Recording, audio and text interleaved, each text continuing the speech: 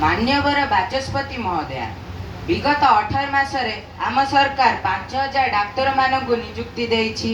1087 प्रकार औषध निरामय योजना रे रोगी मानक मागणारे चिकित्सा प्रदान करा जाउछि। स्वास्थ्य केन्द्र गुड़िकरे परिष्कार और परिच्छन्नतार व्यवस्था मध्य करा जाइछि। आईसीयू रो व्यवस्था समस्त मुख्य चिकित्सालय गुड़िकरे करा जाइछि। 65 केन्द्र रे मागणा डायलिसिस व्यवस्था करा जाइछि। 5000 रोगी मानक एमआरआई सर्विस सह 2.7 लाख रोगी मानकर सीटी स्कैन मध्य मागणा रे करा जाउछि। 250,000 सहित कैंसर चिकित्सालय खोलिबा पई बागची श्रीशंकर कैंसर हॉस्पिटल को मागणा रे जमी जोगाई दिया जाइछि। आगामी दिन में समस्त जिले रे मेडिकल कॉलेज खोलिबा पई चेष्टा जारी रही। समस्त सरकारी चिकित्सालय रे पर्याप्त डाक्तर मानक सह सहायक मानकर नियुक्ति व्यवस्था मध्य करा जाउछि। एम्बुलेंस व्यवस्था को त्वरान्वित करिबा पई चेष्टा मध्य जारी रही। आम राज्य रे 15टी सरकारी मेडिकल कॉलेज तालचेर और फुलबाणी रे चालुछि। नुआ मेडिकल खोलिबा को उद्यम करा जाउछि। स्वास्थ्य सेवार उन्नति पई सरकार अनवरत उद्यम जारी रखिछि। राजनगर विधायक बाचस्पति महोदय मान्यवर शासक दलर मंत्री उत्तर अत्यंत हास्यास्पद। ए सरकार केवल कागज कलम और रंग बदलिया चली। मु सम्माननीय बाचस्पति दृष्टि आकर्षण करने को चाहूँगी जे मोर निर्वाचन मंडली पट्टामुंडई रे एक सब डिविजनल हॉस्पिटल अच्छी और राजनगर रे मध्य एक सीएचसी हॉस्पिटल अच्छी। अन्य 3टी स्थान तथा ईश्वरपुर जगन्नाथपुर और अढ़ाजुड़ी रे प्राथमिक स्वास्थ्य केन्द्र अच्छी। अत्यंत दुखर विषय पट्टामुंडई भली सब डिविजनल हॉस्पिटल रे स्पेशलिस्ट डॉक्टर नाहंती। शिशु रोग विशेषज्ञ और भेषज विशेषज्ञ नथिबा द्वारा लोके बाध्य होई कटक और भुवनेश्वर पर निर्भर करूछंती। लोके बाध्य होई कटक और भुवनेश्वर पर निर्भर करूछंती एवं एही परी पट्टामुंडई रे के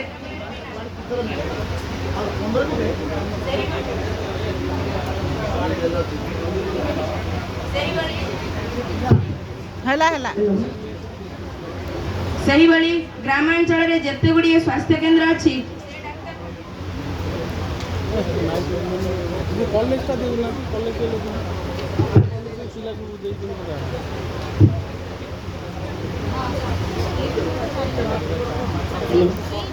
सही भली ग्रामांचल रे जेते गुडी स्वास्थ्य केन्द्र अछि से डाक्तरखाना गुडी करे डाक्तर नाहंती। डेपुटेशन सप्ताह को दिने किंबा 2 दिन जणे लेखाए डाक्तर आसी हाजिरा पकाउछंती। एणु मान्यवर मंत्री आपणक आगरे जो सब तथ्य उपस्थापन कले तन्मध्यरे ए सब उल्लेख करे नाहंती। मोर अनुरोध मंत्री महोदय एही कथा उपरे दृष्टि देबे कि? स्वास्थ्य मंत्री आपण जहा कहिले ताहा अवश्य ठीक, किंतु एही सब असुविधा को सुधारिबा पई आमको मध्य समय निश्चित लागिबो। तेणु आपण माने धैर्य रखिबा उचित। राजनगर विधायक मान्यवर मंत्री जो उत्तर देले सेथिरे हमें आदौ एकमत नुह। मान्यवर मंत्री मध्य अतीत रे एभली अनेक मिथ्या प्रतिश्रुति देइछंती। नहेले मान्यवर मंत्री एक गृह कमिटी गढ़ी ए समस्यार समाधान करिवे कि? स्वास्थ्य मंत्री खूब शीघ्र ए पदक्षेप निया जीव। सरकार ए समस्या प्रति खूब शीघ्र पदक्षेप नेब। पद्मपुर विधायक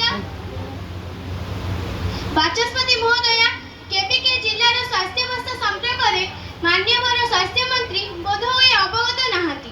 कटक भुवनेश्वर रे जेतिके घरोई चिकित्सालय रही सेमाने लुटुछंती। एहा सते लोक माने किछिटा सुविधा पाउछंती। आदिवासी अधिकृत अंचल रे लोक माने कहा पाखु जिबे? वर्तमान ग्रामांचल कौनसी डाक्तरखाना रे डाक्तर मध्य नाहंती।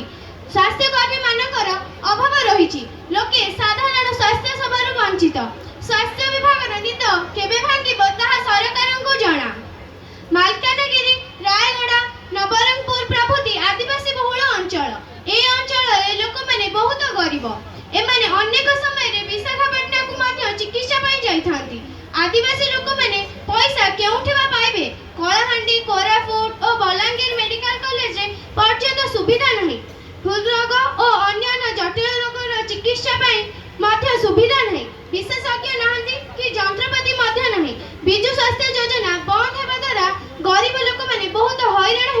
ପାରୁନାହାନ୍ତି।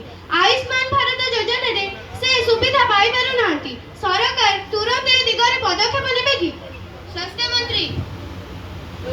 ସ୍ୱାସ୍ଥ୍ୟ ବ୍ୟବସ୍ଥାର ଉନ୍ନତି ପଥେ ସରକାର ଦ୍ରୁତ ଗତିରେ ଅଗ୍ରସର କରୁଛି, କିନ୍ତୁ କେବଳ ଗୋଟିଏ ଜିନିଷର ଆବଶ୍ୟକତା ହେଉଛି, ଯାହା ହେଉଛି ଆପଣମାନଙ୍କର ଧୈର୍ଯ୍ୟ ଏବଂ ସହଯୋଗ। ଏକାମ୍ର ବିଧାୟକ। ମାନ୍ୟବର ବାଚସ୍ପତି ମହୋଦୟା, ମୁଖ୍ୟମନ୍ତ୍ରୀଙ୍କ ଦିଗ୍ଦର୍ଶନରେ ସ୍ୱାସ୍ଥ୍ୟ ସେବାରେ ଉନ୍ନତି ଘଟିଛି। ନୂତନ ମେଡିକାଲ କଲେଜ କନ୍ଧମାଳ ତାଳଚେର ପ୍ରଭୃତି ସ୍ଥାନରେ ସ୍ଥାପିତ ହେବାକୁ ଅନୁମୋଦନ କରାଯାଇଛି। ଏହାଛଡ଼ା ପ୍ରତ୍ୟେକ ଗ୍ରାମାଞ୍ଚଳର ସ୍ୱାସ୍ଥ୍ୟ କେନ୍ଦ୍ରରେ ଖାଲି ପଡ଼ିଥିବା ଡାକ୍ତର, ନର୍ସ ଓ ଫାର୍ମାସିଷ୍ଟ ପ୍ରଭୃତି ପଦବୀକୁ ପୂରଣ କରିବା ପାଇଁ ଉଦ୍ୟମ କରାଯାଇଛି। ଆମ ସରକାରର ସ୍ୱାସ୍ଥ୍ୟ ସେବାର ଉନ୍ନତି ପାଇଁ ସବୁବେଳେ ଚେଷ୍ଟିତ। ବିଗତ 18 ମାସରେ ସ୍ୱାସ୍ଥ୍ୟ ସେବାର ଅନେକ ଉନ୍ନତି ଘଟିଛି। ମୋ ନିର୍ବାଚନ ମଣ୍ଡଳୀର ମ୍ୟୁନିସିପାଲିଟି ହସ୍ପିଟାଲରେ ଖାଲି ପଡ଼ିଥିବା ଡାକ୍ତର ପଦ ପୂରଣ ପାଇଁ ମନ୍ତ୍ରୀ ମହୋଦୟ ପଦକ୍ଷେପ ନେବେ କି? ସ୍ୱାସ୍ଥ୍ୟ ମନ୍ତ୍ରୀ।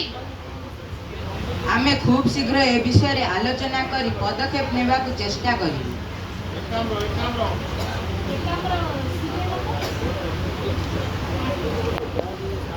ପଦ୍ମପୁର ବିଧାୟିକା। ମାନ୍ୟବର ମନ୍ତ୍ରୀ ଏହିଭଳି ମିଥ୍ୟା ପ୍ରତିଶ୍ରୁତି ଅତୀତରେ ମଧ୍ୟ ଦେଇଛନ୍ତି। ମାନ୍ୟବର ମନ୍ତ୍ରୀ ଆଜି ଏହି ସଭାଗୃହରେ ସଠିକ ବିବରଣୀ ଉପସ୍ଥାପନ କରିବେ କି? ସ୍ୱାସ୍ଥ୍ୟ ମନ୍ତ୍ରୀ। ମୁଁ ବାରମ୍ବାର ଆପଣମାନଙ୍କୁ କହି ଆସିଛି ଏବଂ ଆଜି ମଧ୍ୟ କହୁଛି, ନିଶ୍ଚିତ ଏବଂ ଯଥାଶୀଘ୍ର ଏ ସମସ୍ୟା ଗୁଡ଼ିକର ସମାଧାନ କରିବୁ। ଆପଣ ଦୟାକରି ଟିକେ ଧୈର୍ଯ୍ୟ ରଖିବେ। ସମ୍ବଲପୁର ବିଧାୟକ। ବାଚସ୍ପତି ମହୋଦୟା, 18 ମାସରେ ଡବଲ ଇଞ୍ଜିନ ସରକାର ଅନେକ କିଛି ପଦକ୍ଷେପ ନେଇଛନ୍ତି। ନୂଆ ମେଡିକାଲ କଲେଜ ଖୋଲିଛନ୍ତି। ଗରିବ ଲୋକଙ୍କ ସ୍ୱାସ୍ଥ୍ୟ ସେବା ଯୋଗାଇ ଦେବା ପାଇଁ ଆୟୁଷ୍ମାନ କାର୍ଯ୍ୟକାରୀ କରିଛନ୍ତି। ମାନ୍ୟବର ରାଜନଗର ବିଧାୟକ ଓ ପଦ୍ମପୁରର ବିଧାୟିକା ଅଭିଯୋଗ ଅତ୍ୟନ୍ତ ହାସ୍ୟାସ୍ପଦ। ବାରମ୍ବାର ଆକ୍ଷେପ ଓ ପ୍ରତ୍ୟାକ୍ଷେପ କରିଚାଲିଛନ୍ତି ଓ ଗୃହରେ ଉତ୍ତେଜନା ସୃଷ୍ଟି କରୁଛନ୍ତି। ଗୃହରେ ଶୃଙ୍ଖଳା ରକ୍ଷା କରିବା ଆମ ସମସ୍ତଙ୍କର ଦାୟିତ୍ୱ। ରାଜନଗର ବିଧାୟକ। ବାଚସ୍ପତି ମହୋଦୟା, ଆମେ ଜନସାଧାରଣଙ୍କ ଦାବି ଉପସ୍ଥାପନ କରୁଛୁ। ସାଧାରଣ ଲୋକେ ସ୍ୱାସ୍ଥ୍ୟ ସେବାରୁ କିପରି ବଞ୍ଚିତ ଆମେ ତାହା କହୁଛୁ। ଏହା କହିବାଟା କ'ଣ ଆମର ଭୁଲ? ମନ୍ତ୍ରୀ ଉତ୍ତର ଦେବା ବେଳେ ଶାସକ ଦଳର ଜଣେ ବିଧାୟକ ଆମକୁ ଆକ୍ଷେପ କରିବା କେତେ ଦୂର ଠିକ? ବାଚସ୍ପତି ମହୋଦୟା, ଏଥିପ୍ରତି ତୁରନ୍ତ ହସ୍ତକ୍ଷେପ କରିବା ପାଇଁ ନିବେଦନ କରୁଛୁ। ସ୍ୱାସ୍ଥ୍ୟ ମନ୍ତ୍ରୀ। ଆମେ ଆଲୋଚନା କରି ଏ ଦିଗରେ ପଦକ୍ଷେପ ନେବୁ। ପଦ୍ମପୁର ବିଧାୟିକା।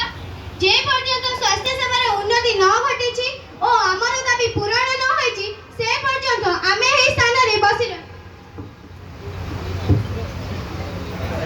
ଦୟାକରି ଆପଣମାନେ ଶାନ୍ତି ଶୃଙ୍ଖଳା ରକ୍ଷା କରନ୍ତୁ ଏବଂ ନିଜ ନିଜ ଆସନ ଗ୍ରହଣ କରନ୍ତୁ। ଯେ ପର୍ଯ୍ୟନ୍ତ ସ୍ୱାସ୍ଥ୍ୟ ସେବାର ଉନ୍ନତି ନ ଘଟିଛି, ବାଚସ୍ପତି ମହୋଦୟା, ଏହା ଭୁଲ, ଏହା ଅନ୍ୟାୟ। ଯେ ପର୍ଯ୍ୟନ୍ତ ଆମ ଦାବି ପୂରଣ ନ ହୋଇଛି, ସେ ପର୍ଯ୍ୟନ୍ତ ଆମେ ଏହି ସ୍ଥାନରୁ ଉଠିବୁ ନାହିଁ। ମୁଁ ଆପଣମାନଙ୍କୁ ଅନୁରୋଧ କରୁଛି, ଆପଣ ନିଜ ନିଜ ସ୍ଥାନ ଗ୍ରହଣ କରନ୍ତୁ। ନା, ଯେ ପର୍ଯ୍ୟନ୍ତ ସ୍ୱାସ୍ଥ୍ୟ ସେବାର ଉନ୍ନତି ନ ଘଟିଛି ଓ ଆମର ଦାବି ପୂରଣ ନ ହୋଇଛି, ଆମେ ସେ ପର୍ଯ୍ୟନ୍ତ ଏହି ସ୍ଥାନରେ ବସି ରହିବୁ।